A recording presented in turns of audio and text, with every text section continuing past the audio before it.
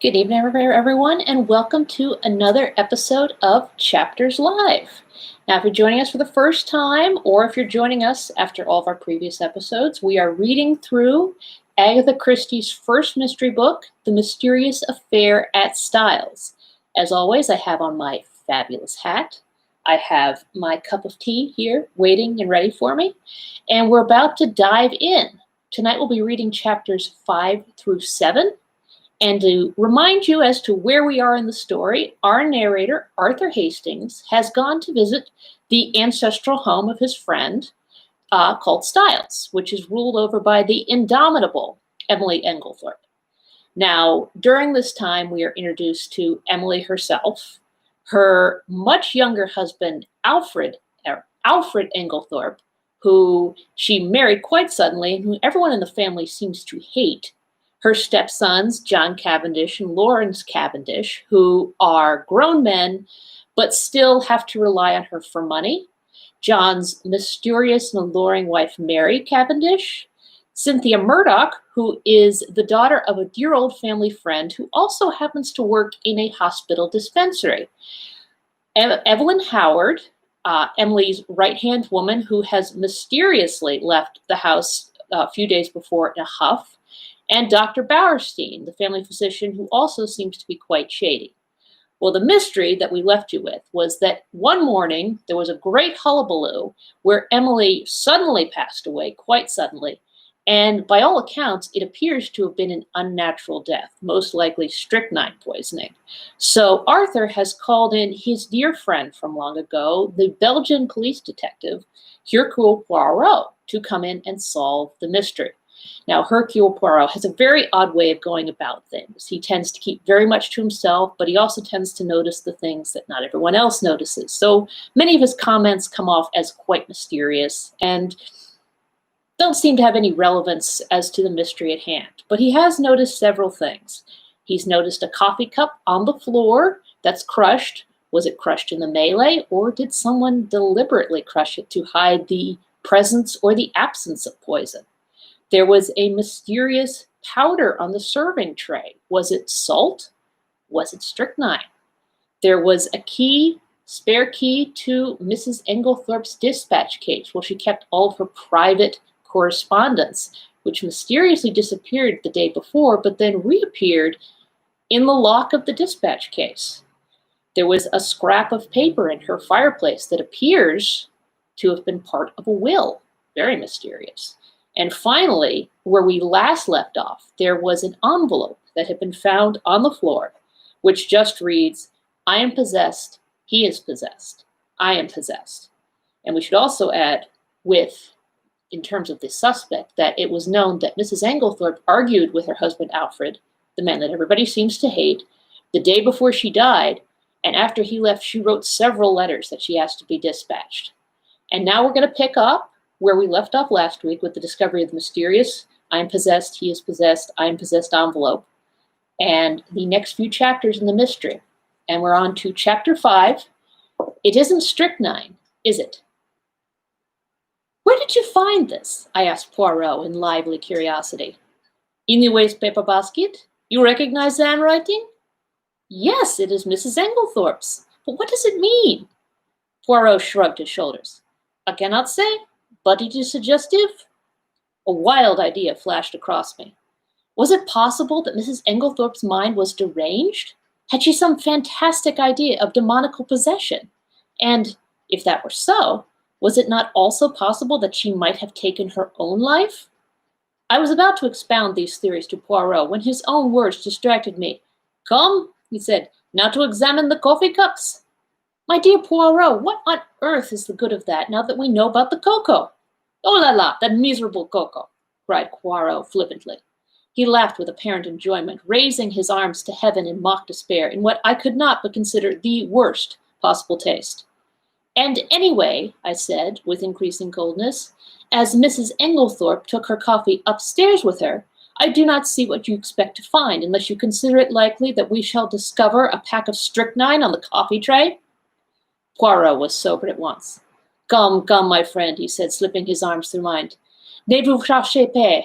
Nay, allow me to interest myself in my coffee cups, and I will respect your cocoa. There, is it a bargain?" He was so quaintly humorous that I was forced to laugh, and we went together to the drawing-room, where the coffee cups and tray remained undisturbed as we had left them.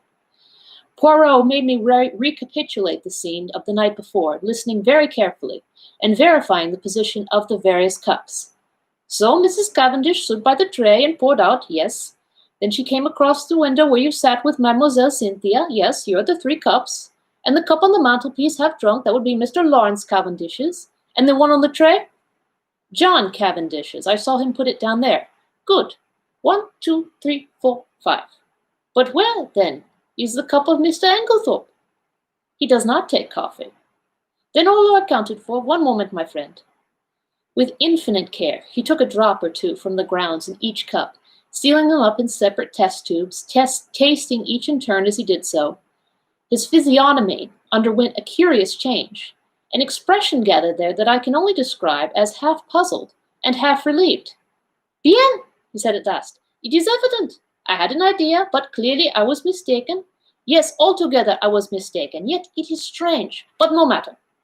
And with a characteristic shrug, he dismissed whatever it was that was worrying him from his mind. I could have told him from the beginning that this obsession of his over the coffee was bound to end in a blind alley, but I restrained my tongue. After all, though he was old, Poirot had been a great man in his day. "Breakfast is ready," said John Cavendish, coming in from the hall. "You will breakfast with us, Monsieur Poirot?" Poirot acquiesced. I observed John. Already he was almost restored to his normal self. The shock of the events of the last night had upset him temporarily, but his equable poise soon swung back to the normal. He was a man of very little imagination, in sharp contrast with his brother, who had, perhaps, too much. Ever since the early hours of the morning, John had been hard at work, sending telegrams. One of the first had gone to Evelyn Howard, writing notices for the papers, and generally occupying himself with the melancholy duties that a death entails. "May I ask how things are proceeding?" he said. "Do your investigations point to my mother having died a natural death, or must we prepare ourselves for the worst?" "I think, Mr. Cavendish," said Poirot gravely, "that you would do well not to buoy yourself up with any false hopes. Can you tell me the views of the other members of the family?" "My brother Lawrence is convinced that we are making a fuss over nothing. He says everything points to it being a simple case of heart failure." "He does he? That's very interesting, murmured Poirot softly. "And Mrs. Cavendish?" A faint cloud passed over John's face. "I have not the least idea what my wife's views on the subject are." The answer brought a momentary stiffness in its train. John broke the rather awkward silence by saying with a slight effort, "I told you, didn't I, that Mr. Englethorpe has returned?" Poirot bent his head. "It is an awkward position for all of us. Of course one has to treat him as usual, but hang it all, one's gorge does rise at sitting down to eat with a possible murderer." Poirot nodded sympathetically. "I quite understand. It is a very difficult situation for you, Mr. Cavendish. I would like to ask you one question. Mr. Englethorpe's reason for not returning last night was, I believe, that he had forgotten the latchkey. Is that not so?" "Yes." "I suppose you are quite sure that the latchkey was forgotten, that he did not take it after all?" "I have no idea. I never thought of looking. We always keep it in the hall drawer. I'll go see if it's there now." Poirot held up his hand with a faint smile. No, Mr. Cavendish, it is too late now. I am certain that you would find it. If Mr. Englethorpe did take it, he has had ample time to replace it by now." "But do you think—" "I think nothing. If anyone had chanced to look this morning before his return and seen it there, it would have been a valuable point in his favor. That is all." John looked perplexed. "Do not worry," said Poirot smoothly. "I assure you that you need not let it trouble you. Since you are so kind, let us go and have some breakfast." Everyone was assembled in the dining room. Under the circumstances, we were naturally not a cheerful party. The reaction after a shock is always trying, and I think we were all suffering from it. Decorum and good breeding naturally enjoined that our demeanor should be much as usual, yet I could not help wondering if this self-control were really a matter of great difficulty. There were no red eyes, no signs of secretly indulged grief. I felt that I was right in my opinion that Dorcas was the person most affected by the personal side of the tragedy. I passed over Alfred Englethorpe, who acted the bereaved widower in a manner that I felt to be disgusting in its hypocrisy.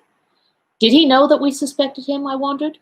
Surely he could not be unaware of the fact, conceal it as we would. Did he feel some secret stirring of fear, or was he confident that his crime would go unpunished?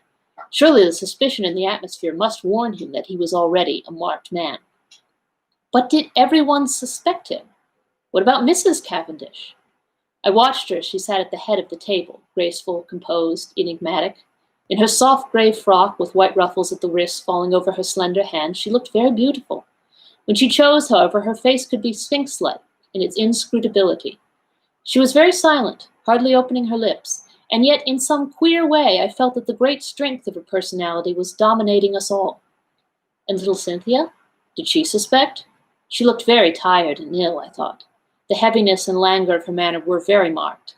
I asked her if she were feeling ill, and she answered frankly, "Yes, I've got the most beastly headache."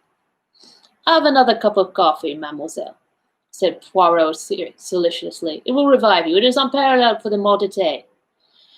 He jumped up and took her cup. "No sugar," said Cynthia, watching him as he picked up the sugar tongs. "No sugar? You abandoned it in the wartime, eh?" "No, I never take it in coffee." "Sacré!" murmured Poirot to himself as he brought back the replenished cup. Only I heard him, and glancing up curiously at the little man, I saw that his face was working with suppressed excitement, and his eyes were as green as a cat's. He had heard or seen something that had affected him strongly, but what was it? I do not usually label myself as dense, but I must confess that nothing out of the ordinary had attracted my attention. In another moment the door opened and Dorcas appeared. "Mr. Wells to see you, sir," she said to John. I remembered the name as being that of the lawyer to whom Mrs. Englethorpe had written the night before. John rose immediately. "Show him into my study." Then he turned to us. "My mother's lawyer." And in a lower voice, "He's also coroner, you understand. Perhaps you would like to come with me?" We acquiesced and followed him out of the room. John strode on ahead, and I took the opportunity of whispering to Poirot, "There will be an inquest then." Poirot nodded absently. He seemed absorbed in thought, so much so that my curiosity was aroused. "What is it? You're not attending to what I say." "It's true, my friend. I'm much worried." "Why?" "Because Mademoiselle Cynthia does not take sugar in her coffee." "What? You cannot be serious." "But I am most serious. There's something there that I do not understand. My instinct was right." "What instinct?" "The instinct that led me to insist on examining those coffee cups. Shh, no more now." We followed John into his study, and he closed the door behind us. Mr. Wells was a pleasant man of middle age, with keen eyes and the typical lawyer's mouth. John introduced us both and explained the reason of our presence. "You understand, Wells," he added, "that this is all strictly private. We are still hoping that there will turn out to be no need for investigation of any kind." Quite so," said Mr. Wells soothingly. "I wish we could have spared you the pain and publicity of an inquest, but of course it is quite unavoidable in the absence of a doctor's certificate." "Yes, I suppose so. Clever man, Bauerstein. Great authority in toxicology, I believe." "Indeed," said John with a certain stiffness in his manner. Then he added, rather hesitatingly, "Shall we have to appear as witnesses, all of us, I mean? You, of course, and, Mr. Englethorpe." A slight pause ensued before the lawyer went on in his soothing manner. "Any other evidence will be simply confirmatory, a mere matter of form." "I see." A faint expression of relief swept across John's face. It puzzled me, for I saw no occasion for it. "If you know nothing to the contrary," pursued Mr. Wells, "I had thought of Friday. That will give us plenty of time for the doctor's report. The post-mortem is to take place tonight, I believe." "Yes." "Then that arrangement will suit you?" "Perfectly. I need not tell you, my dear Cavendish, how distressed I am at this most tragic affair." "Can you give us no help? Can you give us no help in solving it, monsieur?" interposed Poirot, speaking for the first time since we had entered the room. "I?" "Yes, we heard that Mrs. Englethorpe wrote to you last night. You should have received the letter this morning." "I did, but it contains no information. It was merely a note asking me to call upon her this morning, as she wanted my advice on a matter of great importance." "She gave you no hint as to what the matter might be?" "Unfortunately, no." "That is a pity," said John. "A great pity," agreed Poirot gravely. There was silence. Poirot remained lost in thought for a few minutes. Finally, he turned to the lawyer again. "Mr. Wells, there is one thing I should like to ask you, Thaddeus. if it is not against professional etiquette, in the event of Mrs. Englethorpe's death, who would inherit her money? The lawyer hesitated a moment, then replied, The knowledge will be public property very soon, so if Mr. Cavendish does not object— Not at all, interpolated John. I do not see any reason why I should not answer your question. By her last will, dated August of last year, after various unimportant legacies to servants, etc., she gave her entire fortune to her stepson, Mr. John Cavendish. Was not that— Pardon the question, Mr. Cavendish— rather unfair to her other stepson, Mr. Lawrence Cavendish?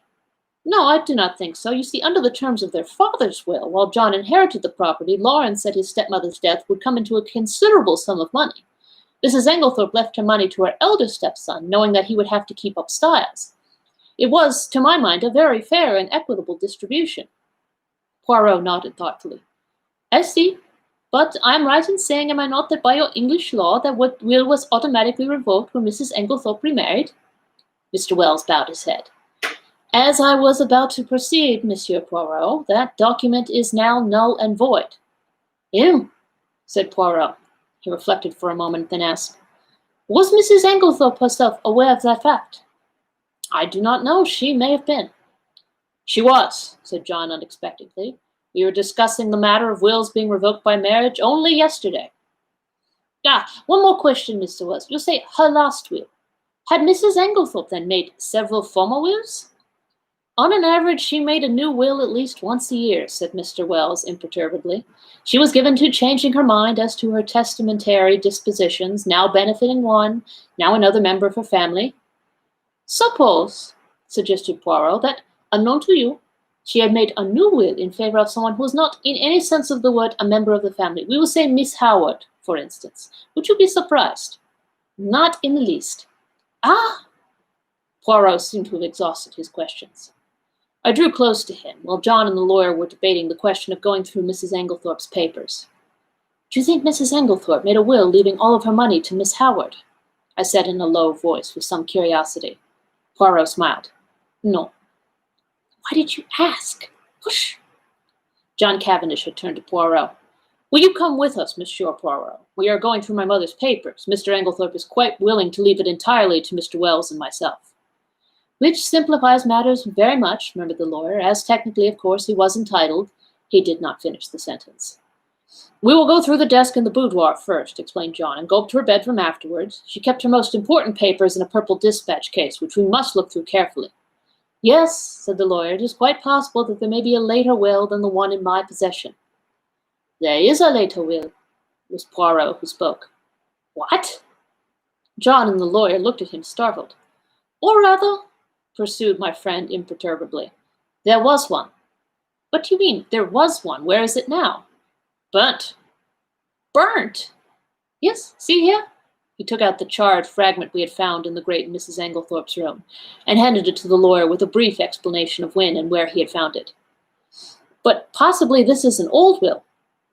I do not think so. In fact, I am almost certain it was made no earlier than yesterday afternoon.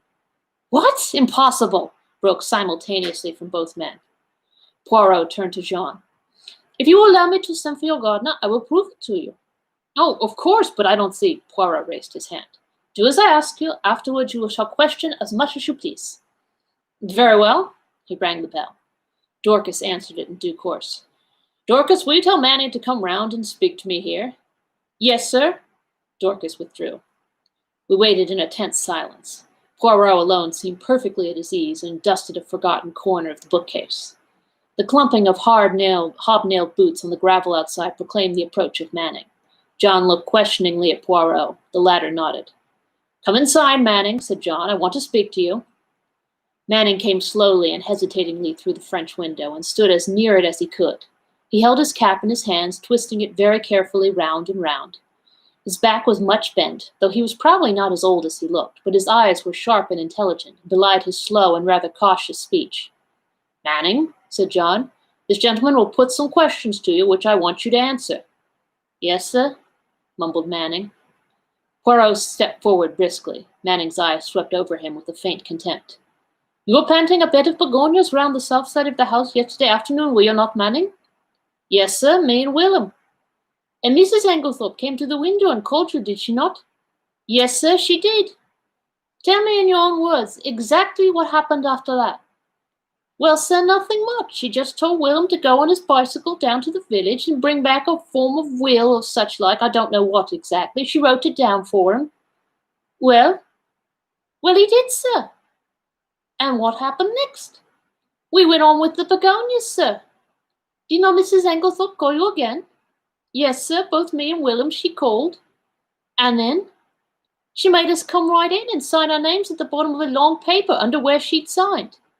Did you see anything of what was written above her signature? Asked Poirot sharply.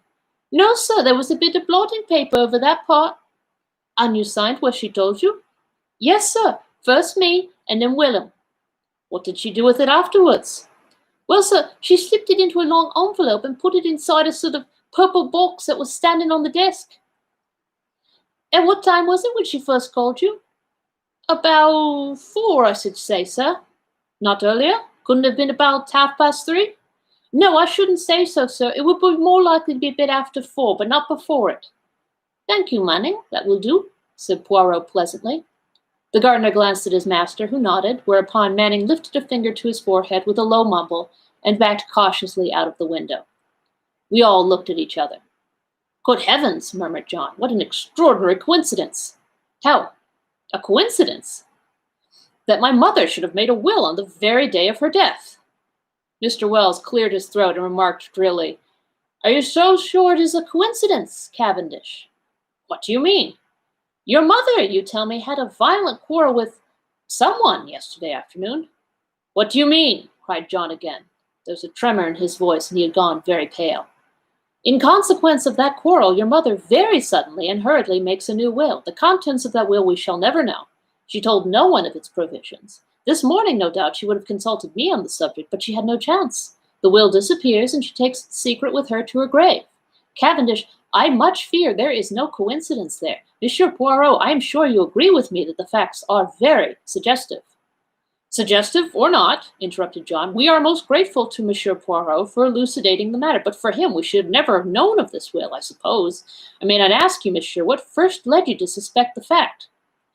Poirot smiled and answered, a scribbled over old envelope in a freshly planted bed of begonias. John, I think, would have pressed his questions further, but at that moment the loud purr of a motor was audible, and we all turned to the window as it swept past. Evie! Cried John. Excuse me, Wells. He went hurriedly out into the hall. Poirot looked inquiringly at me. Miss Howard, I explained. Ah, I'm glad she has come. There's a woman with a head and a heart too, Hastings, though the good God gave her no beauty. I followed John's example and went out into the hall, where Miss Howard was endeavoring to extricate herself from the voluminous mass of veils that enveloped her head. As her eyes fell on me, a sudden pang of guilt shot through me. This was the woman who had warned me so earnestly, and to whose warning I had, alas, paid no heed. How soon and how contemptuously I had dismissed it from my mind. Now that she had been proved justified in so tragic a manner, I felt ashamed. She had known Alfred Englethorpe only too well. I wondered whether, if she had remained at Styles, the tragedy would have taken place, or would the man have feared her watchful eyes. I was relieved when she shook me by the hand with her well-remembered painful grip. The eyes that met mine were sad, but not reproachful. That she had been crying bitterly, I could tell by the redness of her eyelids, but her manner was unchanged from its old gruffness. Started the moment I got the wire. Just come off knife duty. Hired car. Quickest way to get here. Have you had anything to eat this morning, Evie? Asked John. No. I thought not. Come along. Breakfast's not cleared away yet, and they'll make you some fresh tea. He turned to me. Look after her, Hastings, will you? Wells is waiting for me. Oh, here's Monsieur Poirot. He's helping us, you know, Evie. Miss Howard shook hands with Poirot, but glanced suspiciously over her shoulder at John. What do you mean, helping us? Helping us to investigate. Nothing to investigate? Have they taken him to prison yet? Taken who to prison? Who? Alfred Englethorpe, of course. My dear Evie, do be so careful. Lawrence is of the opinion my mother died from heart seizure. More fool Lawrence, reported Miss Howard. Of course Alfred Englethorpe murdered poor Emily, as I always told you he would. My dear Evie, don't shout so. Whatever we may think or suspect, it is better to say as little as possible for the present. The inquest isn't until Friday. Not until fiddlesticks! The snort Miss Howard gave was truly magnificent.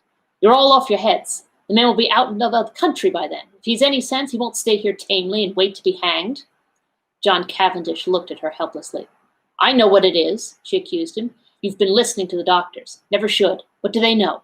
Nothing at all, or just enough to make them dangerous. I ought to know. My own father was a doctor. The little Wilkins is about to be the greatest fool that even I have ever seen. Heart seizure. Sort of thing he would say. Anyone with any sense could see at once that her husband had poisoned her. I always said he'd murder her in her bed, poor soul. Now he's done it. And all you can do is murmur silly things about heart seizure and inquest on Friday. You ought to be ashamed of yourself, John Cavendish." "What do you want me to do?" asked John, unable to help a faint smile. "Dash it all, Evie, I can't howl him down to the local police station by the scruff of his neck." "Well, you might do something. Find out how he did it. He's a crafty beggar. Dare say he soaked fly papers. Ask cook if she missed any." It occurred to me very forcibly at that moment that to harbor Miss Howard and Alfred Englethorpe under the same roof and keep the peace between them was likely to prove a Herculean task, and I did not envy John. I could see by the expression of his face that he fully appreciated the difficulty of the position. For the moment, he sought refuge in retreat and left the room precipitately. Dorcas brought in fresh tea. As she left the room, Poirot came over from the window where he had been standing and sat down facing Miss Howard. "Mademoiselle," he said gravely, "I want to ask you something." "Ask away," said the lady, eyeing him with some disfavor. "I want to be able to count upon your help." "I'll help you to hang Alfred with pleasure," she replied gruffly. "Hanging's too good for him. Ought to be drawn and quartered, like in good old times." "We are at one then," said Poirot, "for I too want to hang the criminal." "Alfred Englethorpe? Him? Or another?" "No question of another. Poor Emily was never murdered until he came along. I don't want to say she wasn't surrounded by sharks. She was. But it was only her purse they were after. Her life was safe enough. But along comes Mr. Alfred Englethorpe, and within 2 months, hey, presto!" "Believe me, Miss Howard," said Poirot very earnestly, "if Mr. Englethorpe is the man, he shall not escape me. On my honor, I will hang him as high as Haman." "That's better," said Miss Howard more enthusiastically. "But I must ask you to trust me. Now your help may be very valuable to me. I will tell you why.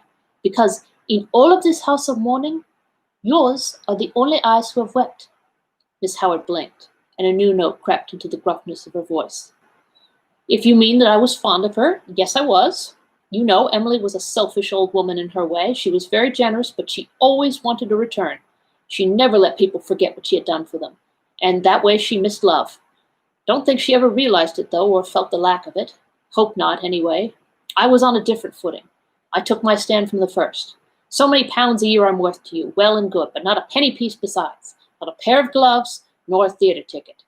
She didn't understand, was very offended sometimes. Said I was foolishly proud. It wasn't that, but I couldn't explain. Anyway, I kept my self-respect. And so, out of the whole bunch, I was the only one who could allow myself to be fond of her. I watched over her. I guarded her from the lot of them, and then a glib-tongued scoundrel comes along, and pooh! All my years of devotion go for nothing." Poirot nodded sympathetically. "I understand, mademoiselle. I understand all you feel. It is most natural. You think that we are lukewarm, that we lack fire and energy, but trust me, it is not so."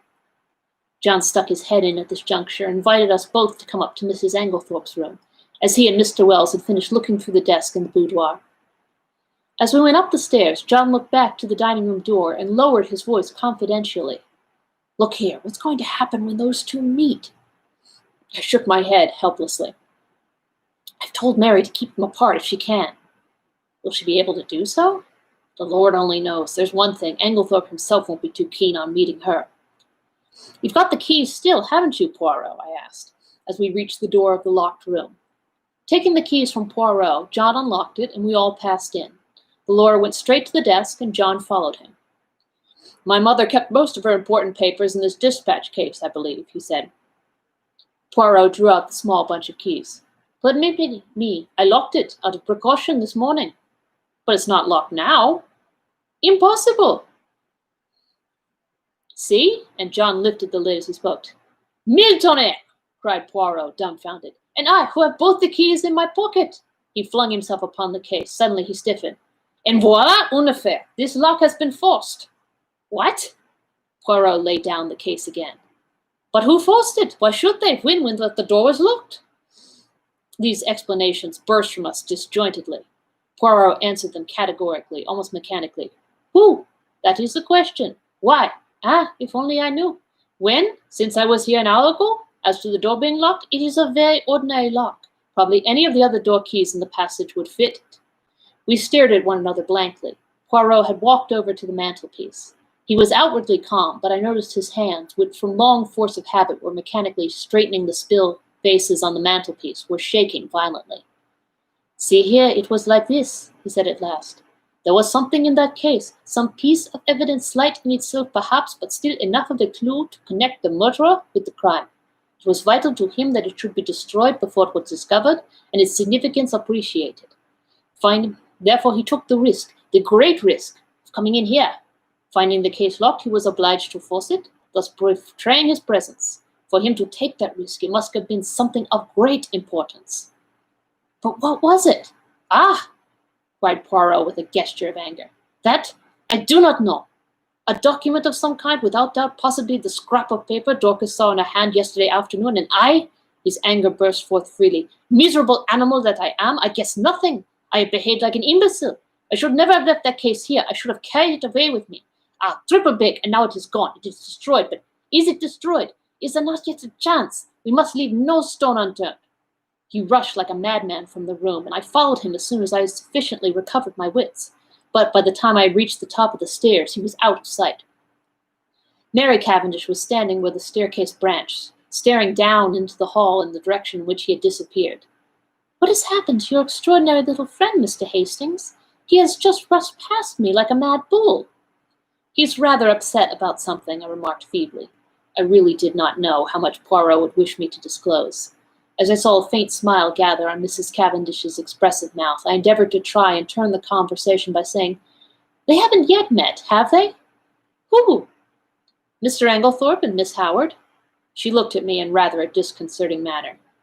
Do you think it would be such a disaster if they did meet? Well, don't you? I said, rather taken aback. No, she was smiling in her quiet way. I should like to see a good flare-up. It would clear the air. At present we are all thinking so much and saying so little. John doesn't think so, I remarked. He's anxious to keep them apart.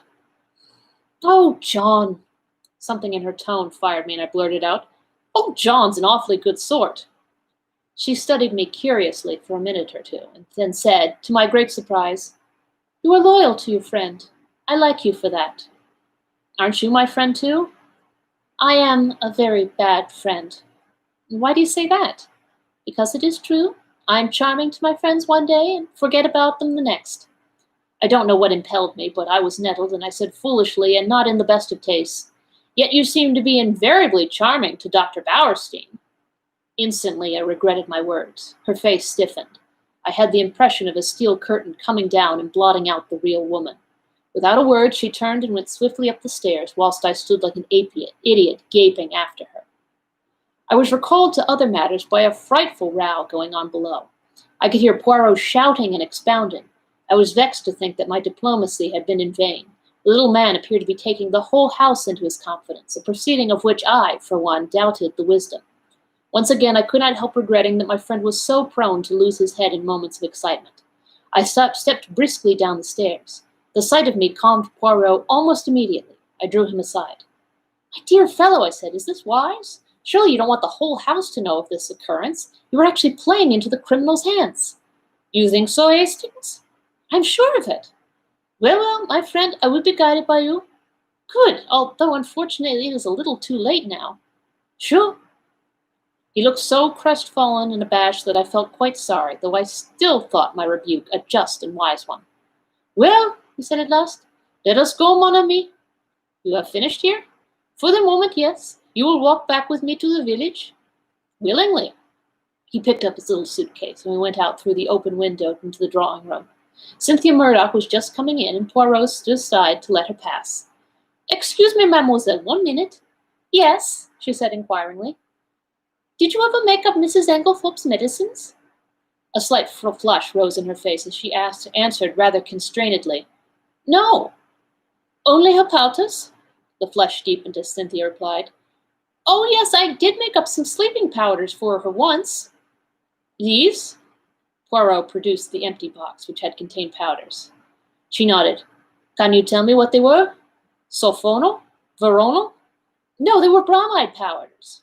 Ah, thank you, mademoiselle. Good morning. As we walked briskly away from the house, I glanced at him more than once. I had often before noticed that, if anything excited him, his eyes turned green like a cat's. They were shining like emeralds now. My friend, he broke out at last, I have a little idea, a very strange and probably utterly impossible idea, and yet it fits in. I shrugged my shoulders. I privately thought that Poirot was rather too much given to these fantastic ideas. In this case, surely the truth was only too plain and apparent. So that is the explanation of the blank label on the box, I remarked. Very simple, as you said. I really wonder that I did not think of it myself. Poirot did not appear to be listening to me. They have made one discovery, lover, he observed, jerking his thumb over his shoulder in the direction of Styles. Mr. Wells told me as we were going upstairs. What was it? Locked up in the case in the boudoir, they found a will of Mrs. Englethorpe's dated before her marriage, leaving her fortune to Alfred Englethorpe. It must have been made just at the time when they were engaged. It came quite as a surprise to Wells, and to John Cavendish also. It was written on one of those printed will forms, and witnessed by two of the servants, not Dorcas. Did Mr. Englethorpe know of it? He says not. One might take that with a grain of salt, I remarked skeptically. All of these wills are very confusing. Tell me, how did all those scribbled words on the envelope help you to discover that a will was made yesterday afternoon? Poirot smiled. Mon ami, have you ever, when writing a letter, been arrested by the fact that you did not know how to spell a certain word? Yes, often. I suppose everyone has. Exactly. And have you not, in such a case, tried the word once or twice on the edge of the blotting paper or spare scrap of paper to see if it looked right? Well, that is what Mrs. Englethorpe did. You will notice that the word possessed is spelled first with one S and subsequently with two, correctly. To make sure, she had further tried it in a sentence thus, I am possessed. Now, what did that tell me? It told me that Mrs. Englethorpe had been writing the word possessed that afternoon, and having the fragment of paper found in the grate fresh in my mind, the possibility of a will, a document almost certain to contain that word, it occurred to me at once. This possibility was confirmed by a further circumstance. In the general confusion, the boudoir had not been swept that morning, and near the desk were several traces of brown mold and earth. The weather had been perfectly fine for some days, and no ordinary boots would have left such a heavy deposit. I strolled to the window and saw at once that the begonia beds had been newly planted. The mold in the beds was exactly similar to that on the floor of the boudoir, and also I learned from you that they had been planted yesterday afternoon. I was now sure that one, or possibly both of the gardeners, for there were two sets of footprints in the bed, had entered the boudoir. For if Mrs. Englethorpe had merely wished to speak to them, she would, in all probability, have stood at the window, and they would not have come into the room at all. I was now quite convinced that she had made a fresh will, and had told the two gardeners in to witness her signature. Events proved that I was right in my supposition. That was very ingenious, I could not help admitting. I must confess that the conclusions I drew from those few scribbled words were quite erroneous. He smiled. You gave too much rein to your imagination. Imagination is a good servant and a bad master. The simplest explanation is always the most likely. Another point. How did you know the key of the dispatch case had been lost? I did not know it. It was a guess that turned out to be correct. You observed that it had a piece of twisted wire through the handle. That suggested to me at once that it had possibly been wrenched off of a flimsy keychain. Now, if it had been lost and recovered, Mrs. Englethorpe would at once have replaced it on her bunch. But on her bunch I found what was obviously the duplicate key, very new and bright, which led me to the hypothesis that somebody else had inserted the original key into the lock of the dispatch case. Yes, I said, Alfred Englethorpe, without doubt. Poirot looked at me curiously. You are very sure of his guilt? Well, naturally, every fresh circumstance seems to establish it more clearly. On the contrary, said Poirot quietly, there are several points in his favor. Oh, come now. Yes, I see only one. And that he was not in the house last night. Bad shot, as you English say. You have chosen the one point that in my mind tells against him. How is that? Because if Mr. Englethorpe knew that his wife would be poisoned last night, he would almost certainly have arranged to be away from the house. His excuse was an obviously trumped one. That leaves us two possibilities. Either he knew what was going to happen, or he had a reason of his own for his absence. And that reason? I asked skeptically. Poirot shrugged his shoulders. How should I know? Discreditable, without doubt. It's Mr. Englethorpe, I should say, is somewhat of a scoundrel, But that does not of necessity make him a murderer. I shook my head, unconvinced. We do not agree, eh? Said Poirot. Well, let us leave it. Time will show which of us is right. Now let us turn to other aspects of the case. What do you make of the fact that all of the doors in the bedroom were bolted on the inside? Well, I considered, one must look at it logically. True. I should put it this way. The doors were bolted. Our own eyes have told us that. Yet the presence of the candle grease on the floor and the destruction of the will prove that during the night someone entered the room. You agree so far? Perfectly. Put with admirable clearness. Proceed. Well, I said, encouraged, as the person who entered did not do so by the window, nor by miraculous means, it follows the door must have been opened from inside by Mrs. Englethorpe herself. That strengthens the conviction that the person in question was her husband. She would naturally open the door to her own husband. Poirot shook his head. Why should she? She had bolted the door leading into his room, a most unusual proceeding on her part. She had had a most violent quarrel with him that very afternoon. No, he was the last person, she would admit. But you agree with me that the door must have been opened by Mrs. Englethorpe herself. There's another possibility. She may have forgotten to bolt the door into the passage when she went to bed, and may have got up later, toward morning, and bolted it then. Poirot, is that seriously your opinion? No, I do not say it is so, but it might be. Now to turn to another feature, what do you make of the scrap of conversation you overheard between Mrs. Cavendish and her mother-in-law? I had forgotten that, I said thoughtfully. That is as enigmatical as ever. It seems incredible that a woman like Mrs. Cavendish, proud and reticent to the last degree, should interfere so violently in what was certainly not her affair. Precisely. It was an astonishing thing for a woman of her breeding to do. It is certainly curious, I agreed. Still, it is unimportant and need not be taken into account. A groan burst from Poirot. What have I always told you? Everything must be taken into account. If the fact will not fit the theory, let the theory go. Well, we shall see, I said, nettled. Yes, we shall see. We had reached Leastways' cottage, and Poirot ushered me upstairs to his own room. He offered me one of the tiny Russian cigarettes he himself occasionally smoked. I was amused to notice that he stowed away the used matches most carefully in a little china pot. My momentary annoyance vanished. Poirot had placed our 2 chairs in front of the open window, which commanded a view of the village street. The fresh air blew in warm and pleasant. It was going to be a hot day. Suddenly, my attention was arrested by a weedy-looking young man rushing down the street at a great pace. It was the expression on his face that was extraordinary, the curious mingling of terror and agitation. Look, Poirot, I said. He leant forward. Tiens, he said. It is Mr. Mace from the chemist shop. He is coming here. The young man came to a halt before Leastways' cottage, and after hesitating a moment, pounded vigorously at the door. A little minute, cried Poirot from the window. I come. Motioning to me to follow him, he ran swiftly down the stairs and opened the door. Mr. Mace began at once. Oh, Mr. Poirot, I'm sorry for the inconvenience, but I heard that you've just come back from the hall. Yes, we have. The young man moistened his dry lips. His face was working curiously. It's all over the village about old Mrs. Englethorpe's dying so suddenly. They do say, he lowered his voice cautiously, that it's poison. Poirot's face remained quite impassive. Only the doctors can tell us that, Mr. Mace. Yes, exactly, of course. The young man hesitated, and then his agitation was too much for him.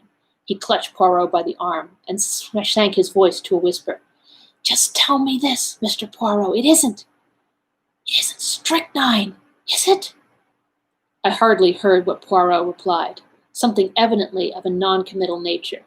The young man departed, and as he closed the door, Poirot's eyes met mine. Yes, he said, nodding gravely. He will have evidence to give at the inquest. We went slowly upstairs again. I was opening my lips when Poirot stopped me with a gesture of his hand. Not now, mon ami. I have need of reflection. My mind is in some disorder, which is not well. For about 10 minutes he sat in dead silence, perfectly still except for several expressive motions of his eyebrows, and all the time his eyes grew steadily greener. At last he heaved a great sigh. It is well. The bad moment has passed. Now all is arranged and classified. One must never permit confusion. The case is not clear yet, no? For it is of the most complicated. It puzzles me. Me, Hercule Poirot. There are 2 facts of significance. And what are they? The first is the state of the weather yesterday. That is very important. But it's a glorious day, I interrupted. Poirot, you're pulling my leg. Not at all. The thermometer measured 80 degrees in the shade. Do not forget that, my friend. It is the key to the whole riddle. And the second point, I asked? The important fact that Monsieur Englethorpe wears very peculiar clothes, has a black beard, and uses glasses. Poirot, I cannot believe that you are serious. I am absolutely serious, my friend. But this is childish. No, it is very momentous. And supposing the coroner's jury returns a verdict of willful murder against Alfred Englethorpe, what becomes of your theories then? They would not be shaken because 12 stupid men had happened to make a mistake, but that will not occur. For one thing, a country jury is not anxious to take responsibility upon itself, and Mr. Englethorpe stands practically in the position of local squire. Also, he added placidly, I should not allow it. You would not allow it. No. I looked at the extraordinary little man, divided between annoyance and amusement. He was so tremendously sure of himself. As though he read my thoughts, he nodded gently. Oh yes, mon ami, I would do what I say. He got up and laid his hand on my shoulder. His physiognomy underwent a complete change. Tears came into his eyes. In all of this, you see, I think of that poor Mrs. Englethorpe who is dead. She was not extravagantly loved, no, but she was very good to us Belgians. I owe her a debt. I endeavored to interrupt, but Poirot swept on. Let me tell you this, Hastings. She will never forgive me if I let Alfred Englethorpe, her husband, be arrested now, when a word from me could save him. And now the narrator takes a tea break. So who do you think is the murderer? Discuss amongst yourselves.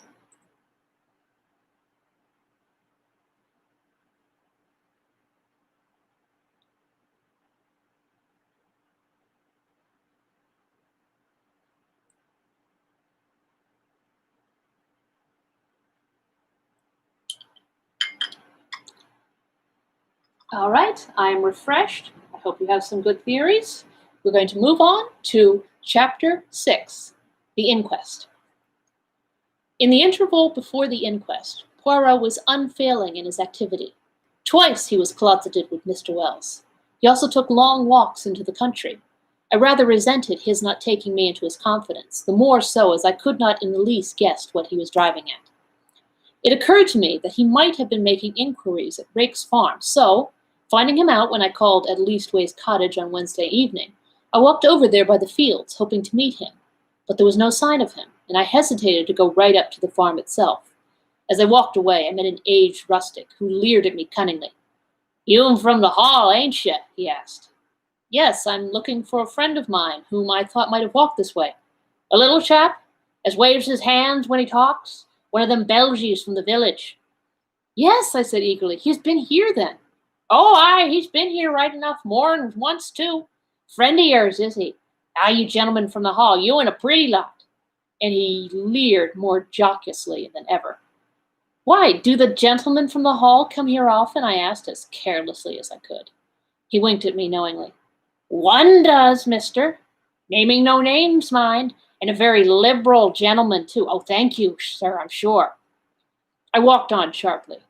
Evelyn Howard had been right then, and I experienced a sharp twinge of disgust as I thought of Alfred Englethorpe's liberality with another woman's money. Had the piquant, gypsy face been at the bottom of the crime, or was it the baser mainspring of money? Probably a judicious mixture of both.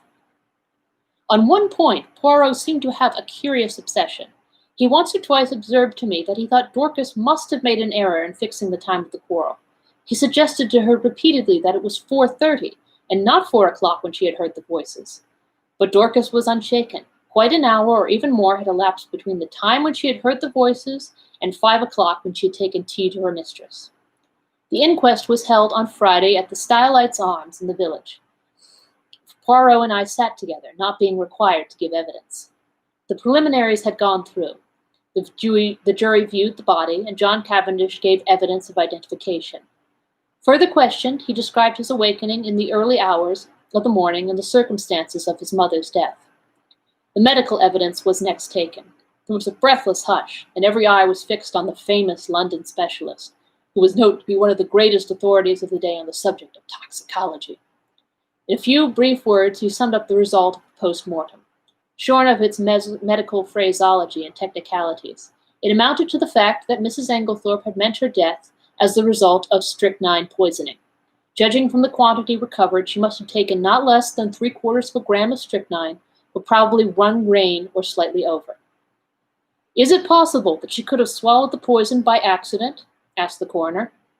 I should consider it very unlikely. Strychnine is not used for domestic purposes, as some poisons are, and there are restrictions placed on its sale. Does anything in your examination lead you to determine how the poison was administered? No. You arrived at Styles before Dr. Wilkins, I believe.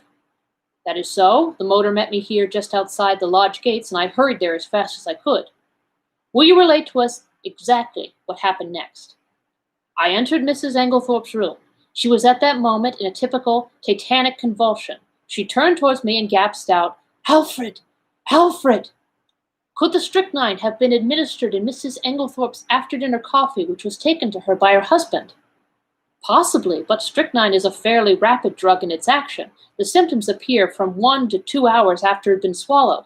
It is retarded under certain conditions, none of which, however, appear to have been present in this case.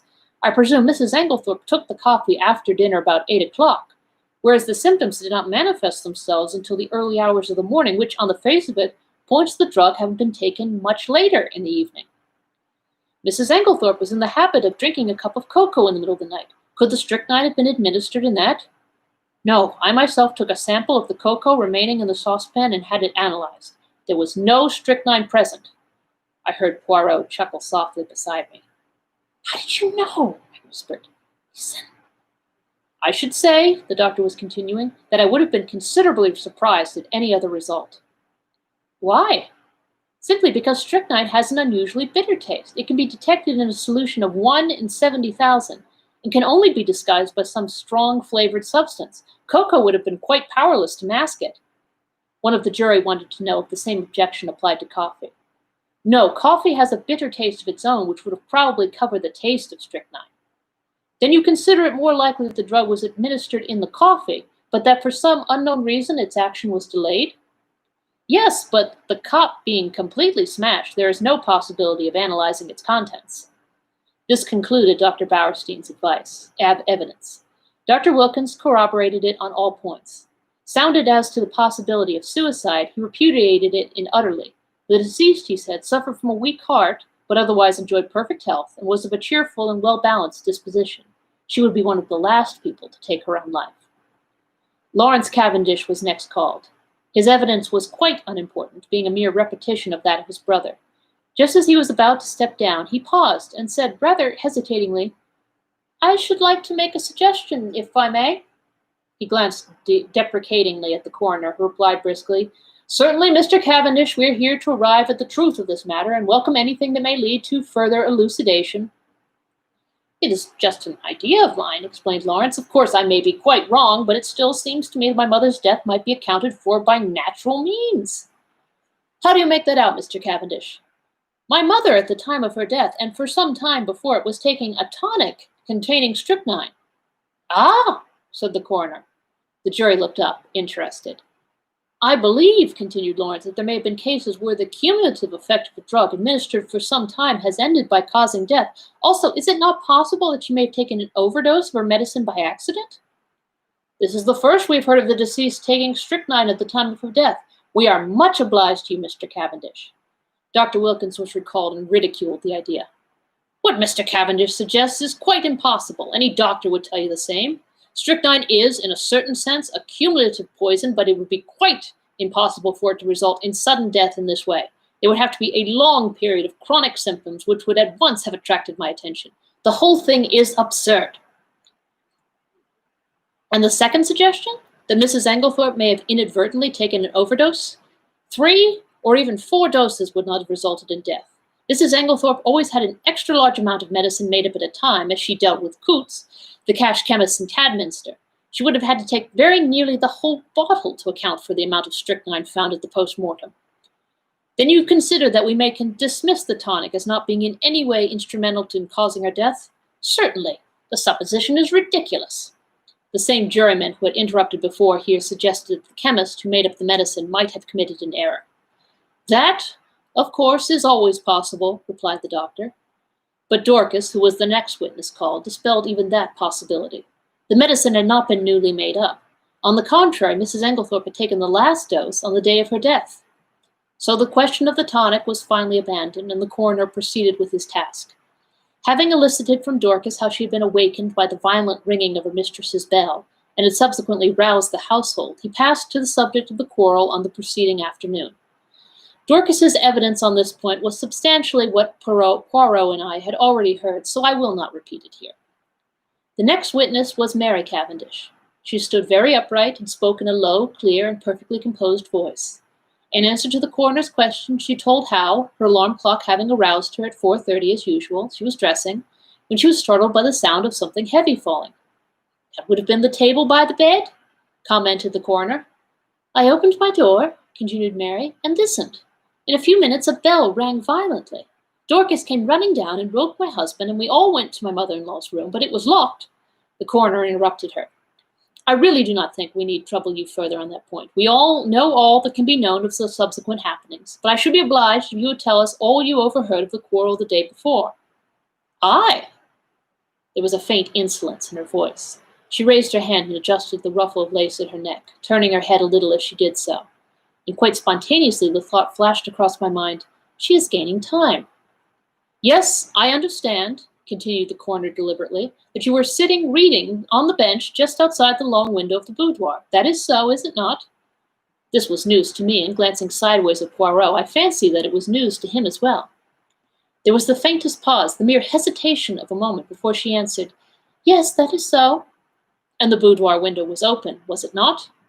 Surely her face grew a little paler as she answered, "Yes." "Then you cannot have failed to hear the voices inside, especially as they were raised in anger. In fact, they would have been more audible where you were than in the hall." "Possibly."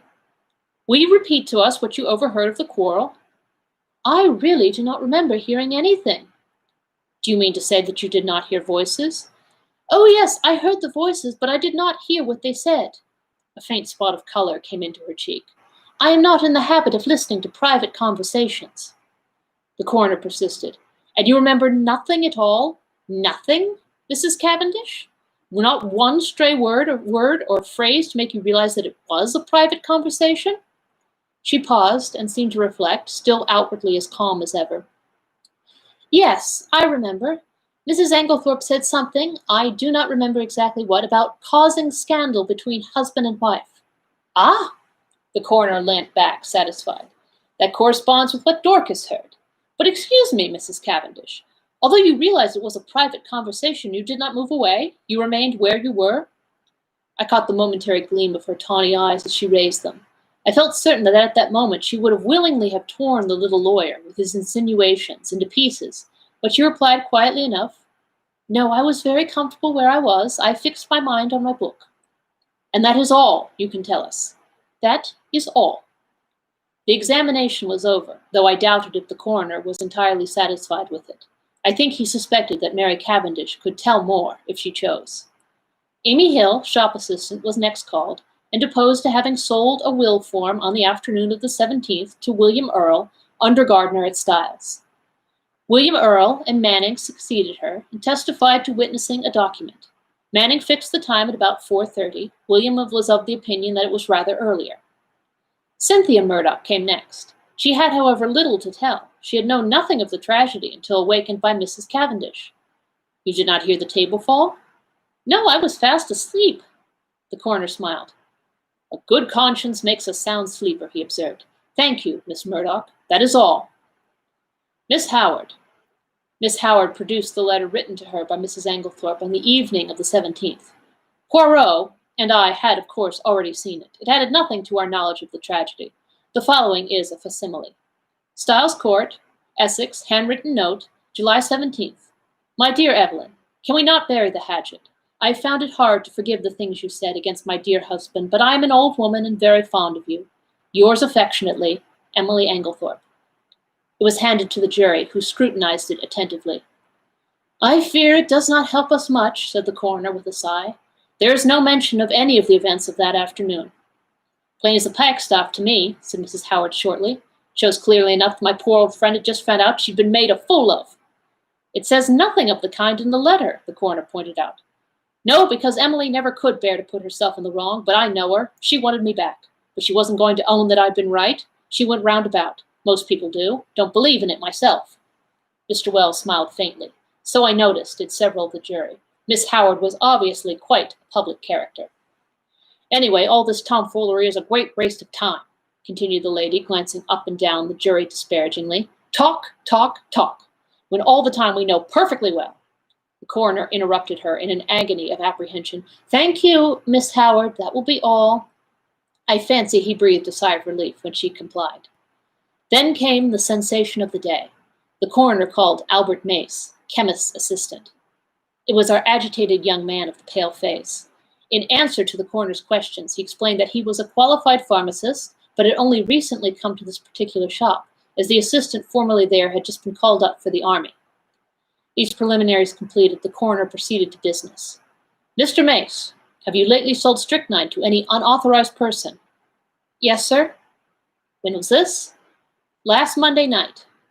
Monday, not Tuesday. No, sir, Monday the 16th. Will you tell us to whom you sold it? You could have heard a pin drop. Yes, sir, it was to Mr. Englethorpe.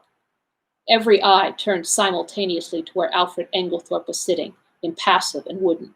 He started slightly as the damning words fell from the young man's lips. I half thought he was going to rise from his chair, but he remained seated, though a remarkably well-acted expression of astonishment rose on his face. You are sure of what you say? Asked the coroner sternly. Quite sure, sir. Are you in the habit of selling strychnine indiscriminately over the counter? The wretched young man wilted visibly under the coroner's frown. Oh, no, sir, of course not. But seeing as it was Mr. Englethorpe of the Hall, I thought there was no harm in doing it. He said it was to poison a dog. Inwardly, I sympathized. It was only human nature to endeavor to please the Hall, especially when it might result in custom being transferred from Coots to the local establishment. Is it not customary for anyone purchasing poison to sign a book? Yes, sir, Mr. Englethorpe did so.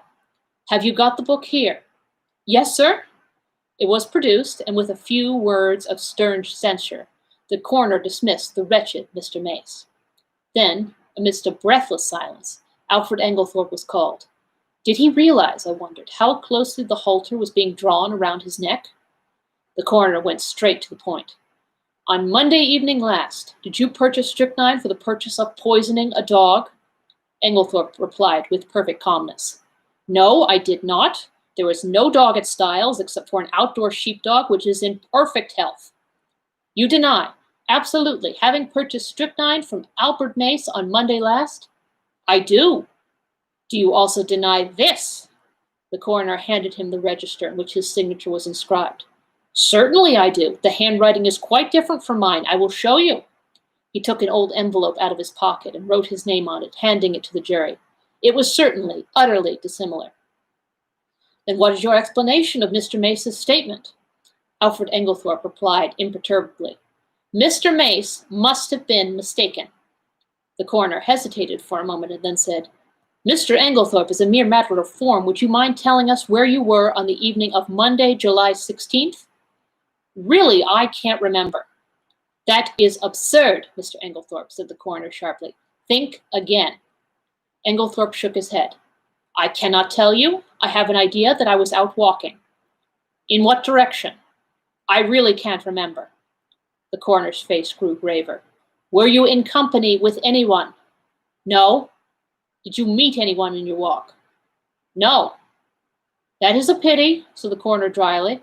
I am to take it then that you decline to say where you were at the time that Mr. Mace positively recognized you as entering the shop to purchase strychnine? If you would like to take it that way, yes. Be careful, Mr. Englethorpe. Poirot was fidgeting nervously. Sacre, he murmured. Does this imbecile of a man want to be arrested? Englethorpe was indeed creating a bad impression. His futile denials would not have convinced a child. The coroner, however, passed briskly to the next point, and Poirot drew a deep breath of relief.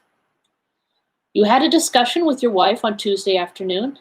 Pardon me, interrupted Alfred Englethorpe. You have been misinformed. I had no quarrel with my dear wife. The whole story is absolutely untrue. I was absent from the house the entire afternoon. Have you anyone who can testify to that? You have my word, said Oglethorpe haughtily. The coroner did not trouble to reply. And there are 2 witnesses who will swear to having heard your disagreement with Mrs. Oglethorpe. Those witnesses were mistaken. I was puzzled. The man spoke with such quiet assurance that I was staggered. I looked at Poirot. There was an expression of exultation on his face which I could not understand. Was he at last convinced of Alfred Oglethorpe's guilt? Mr. Oglethorpe, said the coroner, you have heard your wife's dying words repeated here. Can you explain them in any way? Certainly I can. You can? It seems to me very simple. The room was dimly lighted. Dr. Bowerstein is much my height and build, and like me, wears a beard. In the dim light, and suffering as she was, my poor wife mistook him for me. Ah, murmured Poirot to himself, but it is an idea that... Think it is true, I whispered. I did not say that, but it is truly an ingenious supposition. You read my wife's last words as an accusation, Oglethorpe was continuing. They were, on the contrary, an appeal to me. The coroner reflected a moment, and then he said, I believe, Mr. Oglethorpe, that you yourself poured out the coffee and took it to your wife that evening? I poured it out, yes, but I did not take it to her. I meant to do so, but I was told that a friend was at the hall door, so I laid down the coffee on the hall table. When I came through the hall again a few minutes later, it was gone. This statement might, or might not, be true, but it did not seem to me to improve matters much for Oglethorpe. In any case, he had had ample time to introduce the poison. At that point, Poirot nudged me gently, indicating 2 men who were sitting together near the door. One was a little, sharp, dark, ferret-faced man, while the other was tall and fair.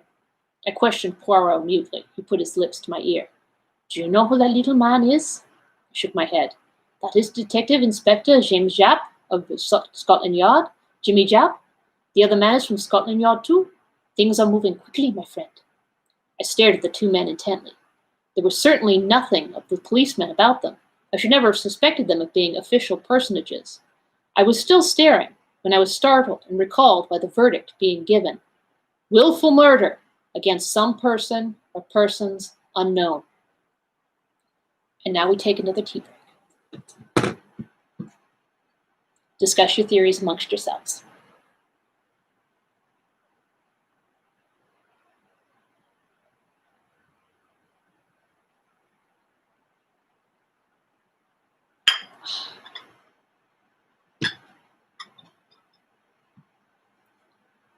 We're moving on to Chapter 7. Poirot pays his debts. As we came out of the Stylites' arms, Poirot drew me aside by a gentle pressure of the arm. I understood his object. He was waiting for the Scotland Yard men. In a few moments they emerged, and Poirot at once stepped forward and accosted the shorter of the 2. I fear you do not remember me, Inspector Japp? Why, if it isn't Mr. Poirot, cried the inspector. He turned to the other man. You've heard me speak of Mr. Poirot. It was in 1904. He and I worked together. The Abercrombie forgery case, you remember? He was run down in Brussels. Oh, those were great days, monsieur. And do you remember Baron Altera? That was a pretty rogue for you. He eluded the clutches of half the police in Europe, but we nailed him in Antwerp, thanks to Mr. Poirot here. As these friendly reminiscences were being indulged in, I drew nearer and was introduced to Detective Inspector Japp, who, in his turn, introduced us both to his companion, Superintendent Summerhay. I need hardly ask what you are doing here, gentlemen, remarked Poirot. Japp closed one eye knowingly. No, indeed. Pretty clear case, I should say. But Poirot answered gravely. There I differ from you. Oh, come, said Summerhay, opening his lips for the first time. Surely the whole thing is clear as daylight. Man's caught red-handed. How he could be such a fool beats me. But Japp was looking attentively at Poirot. Hold your fire, Summerhay, he remarked jocularly. Me and Monsieur here have met before, and there's no man's judgment I'd sooner take than his. If I'm not greatly mistaken, he's got something up his sleeve. Isn't that so, Monsieur? Poirot smiled.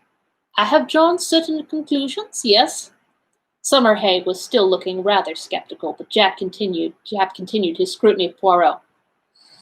It's this way, he said. So far, we've only seen the case from the outside. That's where the Yard's at a disadvantage in a case of this kind, where the murder's only out, so to speak, after the inquest. A lot depends on being on the spot first thing, and that's where Mr. Poirot's had the start of us.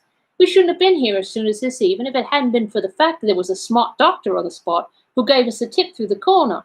But you've been on the spot from the first, and you may have picked up some little hints. From the evidence at the inquest, Mr. Englethorpe murdered his wife as sure as I stand here, and if anyone but you hinted the contrary, I'd laugh it in his face.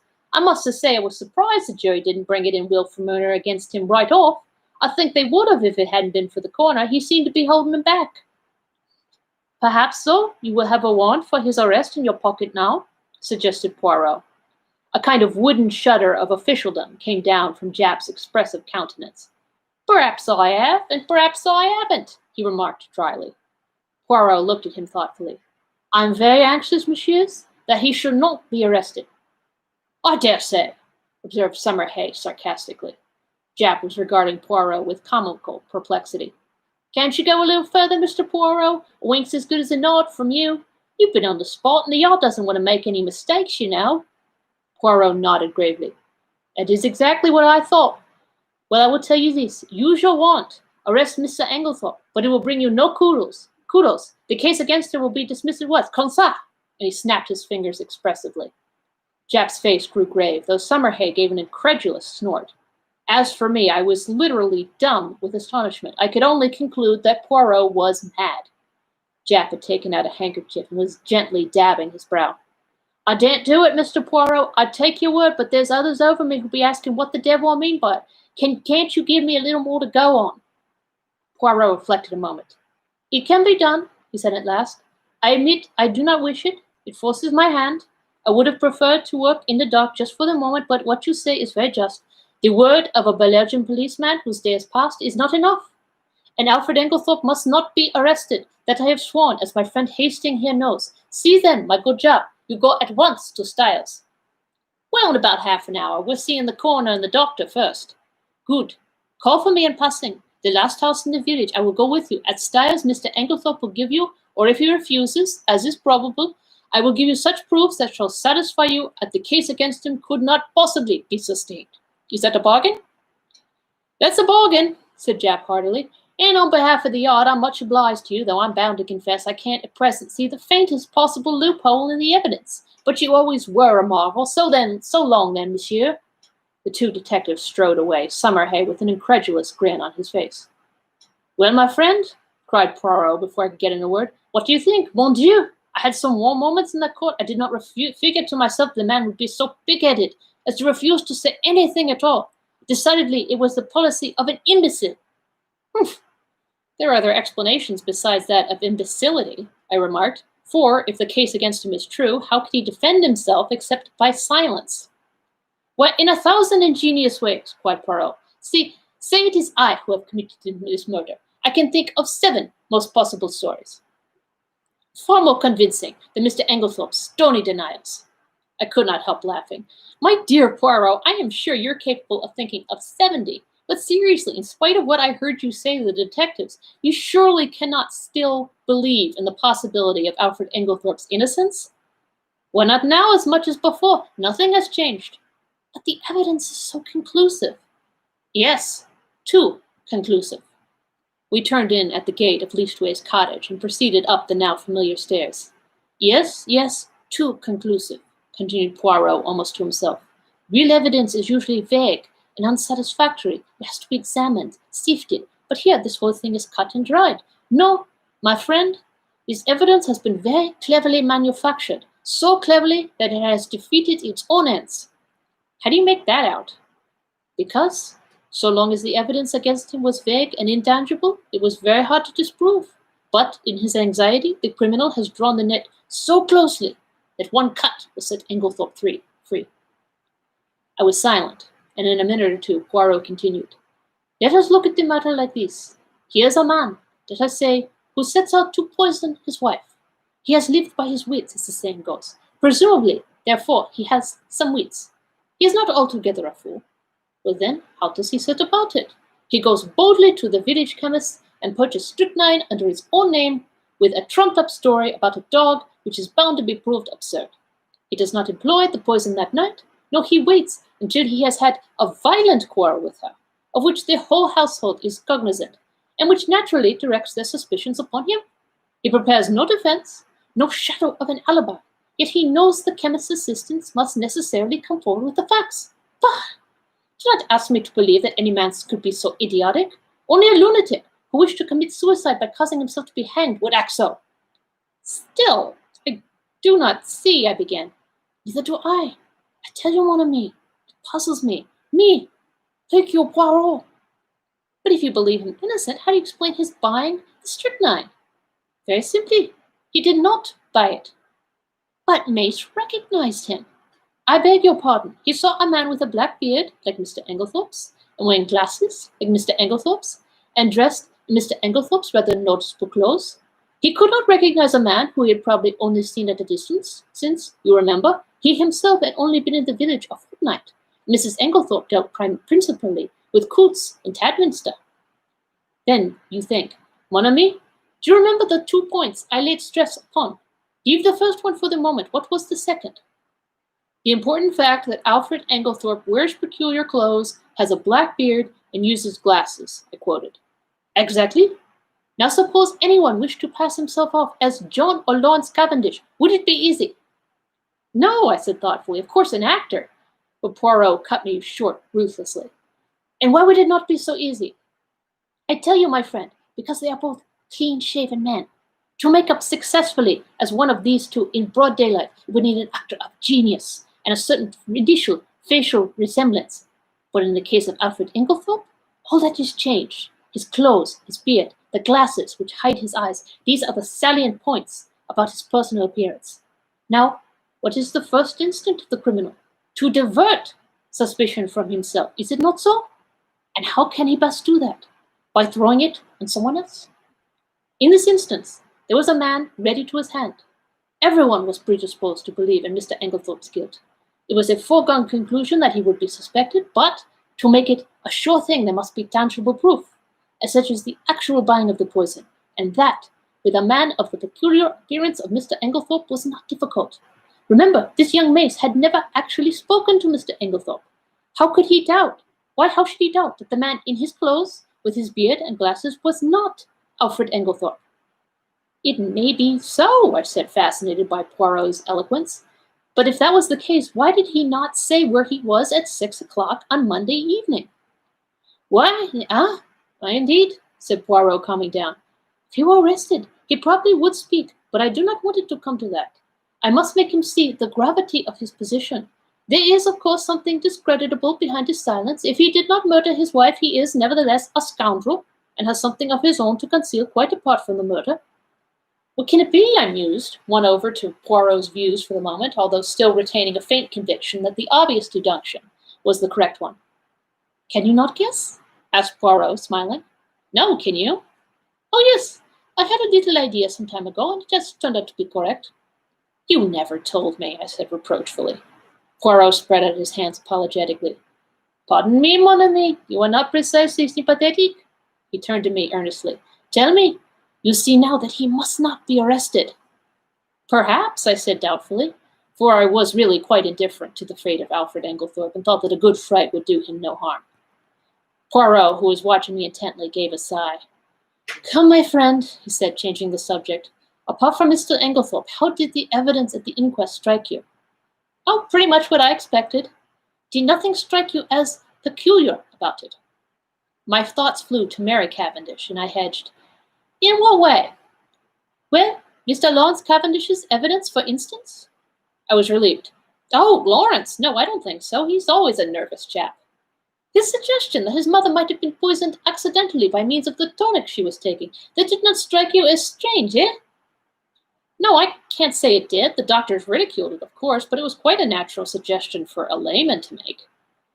But Monsieur Lawrence is not a layman. You told me himself that he had started by studying medicine and that he had taken his degree. Yes, that's true. I never thought of that. I was rather startled. It is odd. Poirot nodded. From the first, his behavior has been peculiar. Of all the household, he alone would be likely to recognize the symptoms of strychnine poisoning, and yet we find him the only member of the family to uphold strenuously the theory of death from natural causes. If it had been Monsieur John, I would have understood it. He has had no technical knowledge, and is by nature unimaginative. But Monsieur Lawrence, no. And now, today, he puts forth a suggestion that he himself must have known was ridiculous. There is food for thought in this, mon ami. It's very confusing, I agreed. And then there is Mrs. Cavendish, continued Poirot. There is another who is not telling us all she knows. What do you make of her attitude? I don't know what to make of it. It seems inconceivable that she should be shielding Alfred Englethorpe, yet that is what it looks like. Poirot nodded reflectively. Yes, it is queer. One thing is certain, she overheard a good deal more of that private conversation than she was willing to admit. Yet she is the last person one would accuse of stooping to eavesdrop. Exactly. One thing our evidence has shown me. I made a mistake. Dorcas was quite right. The quarrel did take place earlier in the afternoon, about 4 o'clock, as she said. I looked at him curiously. I never understood his insistence on that point. Yes, a good deal that was peculiar came out today, continued Poirot. Dr. Bauerstein now, what was he doing up and dressed at that hour in the morning? It is astonishing to me that no one commented on that fact. He has insomnia, I believe, I said doubtfully. Which is a very good or very bad explanation, remarked Poirot. It covers everything and explains nothing. I shall keep my eye on our clever Dr. Bauerstein. Any more faults to find with the evidence? I inquired satirically. Mon ami, replied Poirot gravely, when you find that people are not telling you the truth, look out. Now, unless I am much mistaken, at the inquest today, only one, at most two, persons were speaking the truth without reservation or subterfuge. Oh, come now, Poirot. I won't cite Lawrence or Mrs. Cavendish, but there's John and Miss Howard. Surely they were speaking the truth. Both of them, my friend? One, I grant you, but both? His words gave me an unpleasant shock. Miss Howard's evidence, unimportant as it was, had been given in such a downright straightforward manner that it had never occurred to me to doubt her sincerity. Still, I had a great respect for Poirot's sagacity, except on the occasions when he was what I described to myself as foolishly pig-headed. Do you really think so? I asked. Miss Howard has always seems to me so essentially honest, almost uncomfortably so. Poirot gave me a curious look, which I could not quite fathom. He seemed to speak, and then checked himself. Miss Murdoch, too, I continued. There's nothing untruthful about her. No, but it was strange that she never heard a sound, sleeping next door, whereas Mrs. Cavendish, on the other wing of the building, distinctly heard the table fall. Well, she's young, and she sleeps soundly. Ah, yes, indeed, she must be a famous sleeper, that one. I did not quite like the tone of his voice, but at that moment a smart knock reached our ears, and looking out of the window we perceived the two detectives waiting for us below. Poirot seized his hat, gave a ferocious twist to his mustache, and, carefully brushing an imaginary speck of dust from his sleeve, motioned me to precede him down the stairs. There we joined the detective and set out for Styles. I think the appearance of the two Scotland Yard men was rather a shock, especially to John, though, of course, after the verdict he had realized that it was only a matter of time. Still, the presence of the detectives brought the truth home to him more than anything else could have done. Poirot had conferred with Japp in a low tone on the way up, and it was the latter functionary who requested that the household, with the exception of the servants, should be assembled together in the drawing-room. I realized the significance of this. It was up to Poirot to make his boast good. Personally, I was not sanguine. Poirot might have excellent reasons for his belief in Englethorpe's innocence, but a man of the type of Summerhay would require tangible proofs, and these I doubted if Poirot could supply. Before very long we had all trooped into the drawing-room, the door of which Japp closed. Poirot politely set chairs for everyone. The Scotland Yard men were the cynosure of all eyes. I think that for the first time we realized that the thing was not a bad dream, but a tangible reality. We had read of such things. Now we ourselves were actors in the drama. Tomorrow the daily papers all over England would blazon out the news in staring headlines. Mysterious tragedy in Essex. Wealthy lady poisoned. There would be pictures of Styles, snapshots of the family leaving the inquest. The village photographer had not been idle. All the things that one read 100 times, things that happened to other people, not to oneself. And now, in this house, a murder had been committed. In front of us were the detectives in charge of the case. The well-known glib phraseology passed rapidly through my mind in the interval before Poirot opened the proceedings. I think everyone was a little surprised that it should be he, and not one of the official detectives, who took the initiative. Mesdames et messieurs, said Poirot, bowing as though he were a celebrity about to deliver a lecture, I have asked you to come here altogether for a certain object. That object, it concerns Mr. Alfred Englethorpe. Englethorpe was sitting a little by himself. I think, unconsciously, everyone had drawn his chair slightly away from him. and he gave a faint start as Poirot pronounced his name. Mr. Englethorpe, said Poirot, addressing him directly, a very dark shadow is resting on this house, the shadow of murder. Englethorpe shook his head sadly. Poor wife, he murmured. Poor Emily, it is terrible. I do not think, monsieur, said Poirot pointedly, that you quite realize how terrible it may be for you. And as Englethorpe did not appear to understand, he added, Mr. Englethorpe, you are standing in very grave danger. The two detectives fidgeted. I saw the official caution, anything you say will be used in evidence against you, actually hovering on Summerhayes' lips. Poirot went on. Do you understand now, monsieur? No, what do you mean? I mean, said Poirot deliberately, that you are suspected of poisoning your wife. A little gasp ran round the circle at this plain speaking.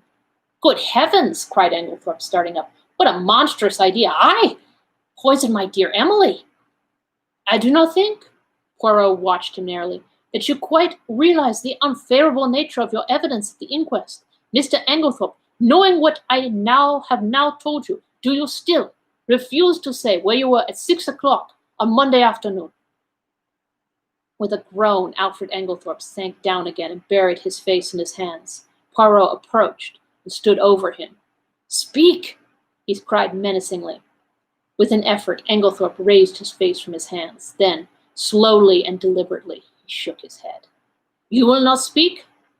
No, I do not believe that anyone could be so monstrous as to accuse me of what you say. Poirot nodded thoughtfully, like a man whose mind is made up. Sweet? Said, then I must speak for you. Alfred Englethorpe sprang up again. You? How can you speak? You do not know. He broke off abruptly. Poirot turned to face us.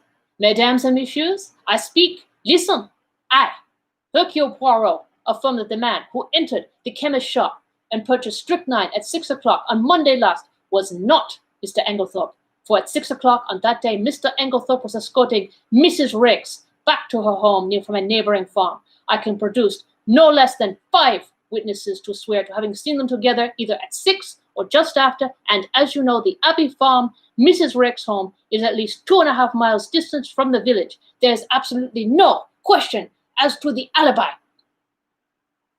Dun, dun, dun. And that's all for this week. Tune in 2 weeks on February the 4th for the next installment in the Mysterious Ferret Styles. In the meantime, wear your fabulous hats, enjoy the rest of your tea, and I thank you all for joining me. Have a good evening.